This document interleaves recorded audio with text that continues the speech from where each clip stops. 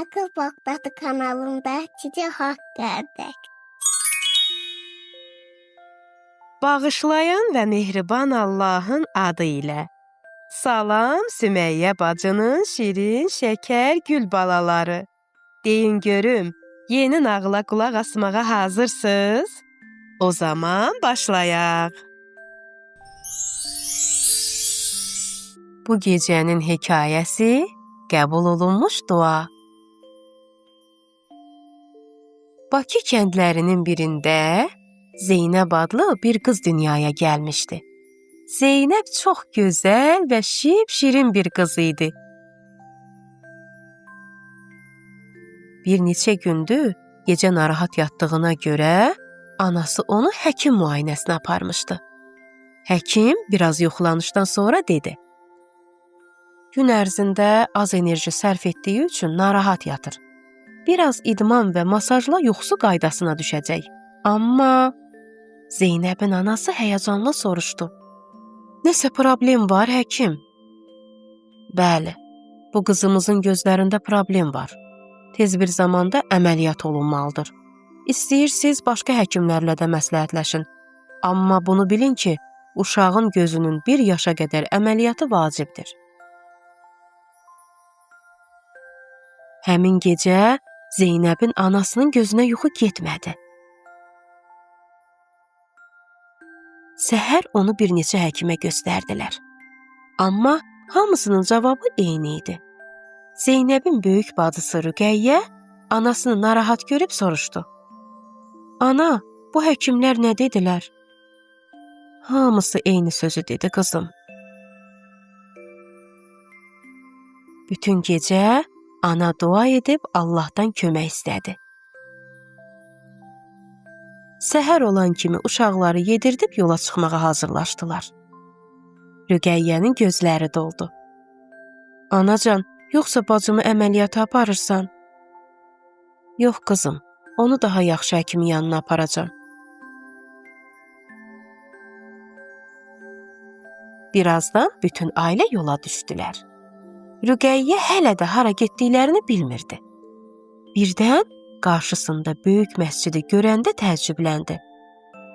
Ana, bəs dedin həkimə gedirik. Bura ki həmişə gəldiyimiz Rəhimə xanımın hərəmidir. Ana dedi: Əssəlamu aleykə ya Rəhimə xanım. Sonra isə qızına: Əzizim, insanın üzünə bütün qapılar bağlansa da, hər zaman açıq olan bir qapı var. Onlar içəri daxil olan andan Rüqəyyənin ürəyinə bir aramlıq, rahatlıq hakim oldu. O, anasının belə dua etdiyini eşitdi. Ey bəndələrini heç vaxtlarda qoymayan Allahım, sən bütün həkimlərdən alisən. Bizə əmanət olaraq verdiyin bu körpəni qorumaqda bizə kömək ol. Zeynəb çox balacadır. Səndən bu müqəddəs məkanda İmam Musa Kazım əleyhissalamın qızı olan Rəhimə xanımın hörmətinə duamı qəbul etməyini istəyirəm. Zeynəbimə bu xəstəlikdən nicat ver və mənim qəlbimi şad et. Bütün uşaqları hər zaman sağlam görməyi biz analara nəsib et. Amin. Ananın etdiyi duaları diqqətlə dinləyən Rüqəyyə amin deyib balaca əlləri ilə dua etməyə başladı. Ananın ürəyi sanki aram olmuşdu. Bundan sonra nə baş versə, Allahın rızasıdır deyə düşünürdü. Aradan bir neçə gün keçdi. Ana dilinin altında zikr edərək yemək bişirirdi. Bu zaman telefona zəng gəldi. Qarşı tərəfdə danışan adam nə dedisə, ananın üzündə təbəssüm yarandı. Bəli, əlbəttə istəyirəm, inanıram ki, kömək edə biləcək. Ana sevincək əlindəki telefonu kənara qoydu, sonra yenidən əlinə götürüb zəng vurdu. Sənə yaxşı xəbərim var. Bizə bir həkim məsləhət gördülər ki, o əməliyyat etmədən çox xəstələri müalicə edib. Aha, yaxşı, biz hazırlaşırıq. Gəl tez gedək. Bir saat sonra onlar həkimin otağında idilər.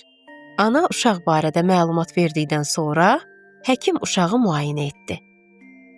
Demək belə, düzdür, çox yerdə bunun üçün əməliyyat edirlər, lakin əməliyyatın fəsadı daha ağır olur. Mən isə sizə bir dərman verəcəm ki, bunu uşağın gözünə bir ay töksəniz, o tamam sağalacaq. Ananın sevincinin həddi-hüdudu yox idi. Bir ay sonra ana Zeynəbi yenidən müayinə üçün həkimə apardı. Həkim uşağın tamam sağaldığını bildirdi. Xəstəxanadan evə qayıdarkən ana ataya belə dedi. Zəhmət olmasa bir qədər konfet al, ziyarətə gedək. Duamız qəbul oldu. Hər ikisinin sevincdən gözləri dolmuşdu. Ata dükandan konfet alıb, maşını Rəhimə xanımın ziyarətgahına tərəf döndərdi. Əziz balalarım, nağılımız barəsində şəkil çəkib bizə göndərməyi unutmayın.